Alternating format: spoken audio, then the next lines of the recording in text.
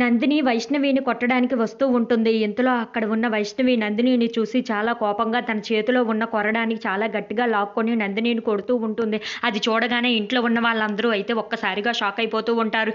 ఏంటి నందినినే కొట్టడానికి నీకు ఎంత ధైర్యం ఉంటే ఇలా చేస్తావు అని చెప్పేసి అయితే అడుగుతూ ఉంటారు. ఆ మాటలు వినగానే అక్కడ ఉన్న వైష్ణవి మాత్రం నందినినే కాదు నిన్ను కూడా కొడతాను అని చెప్పేసి అయితే తనను కూడా చాలా గట్టిగా కొడుతూ ఉంటుంది. అది చూడగానే ఇంట్లో ఉన్న వాళ్ళందరూ అయితే ఒక్కసారిగా షాక్ అయిపోతూ ఉంటారు. ఏంటి ఇంత ధైర్యం దానికి ఎలా వచ్చింది అని చెప్పేసి అయితే అనుకుంటూ నందిని అలా అక్కడ ఉన్న వైష్ణవిని చూస్తూ ఉండిపోతుంది. ఇంతలో అక్కడ ఉన్న వైష్ణవి మాత్రం ఏంటి నా కూతుర్నే ఇంత ఇబ్బంది పెడతావా, నా కూతుర్ని ఎన్నాళ్ళు ఎంత ఏడ్చింది ఎంత ఇబ్బందులు పడింది అది నీ వల్లే కదా జరిగింది అని చెప్పేసి అయితే అంటూ ఉంటుంది.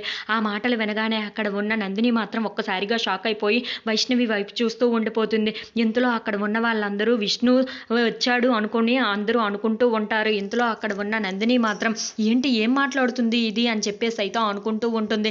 ఇంతలో అక్కడ ఉన్న విష్ణు తనలోకి దూరినట్లు వైష్ణవి యాక్ట్ చేస్తూ ఉంటుంది. ఎలాగైనా సరే ఈరోజు తినక బుద్ధి చెప్పాలి అని చెప్పేసి అయితే అనుకుంటూ అక్కడ ఉన్న నందినిని కొరడాతో కొడుతూ ఉంటుంది. అది చూడగానే ఇంట్లో ఉన్న వాళ్ళందరూ అయితే ఒక్కసారిగా షాక్ అయిపోతూ ఉంటారు.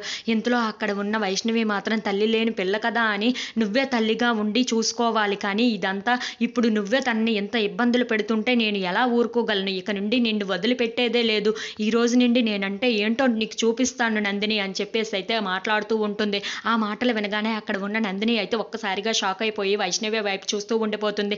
మళ్ళీ అక్కడ ఉన్న వైష్ణవి కొరడాతో చాలా గట్టిగా నందినిని కొడుతూ ఉంటుంది. If you like this video please like, share and subscribe friends.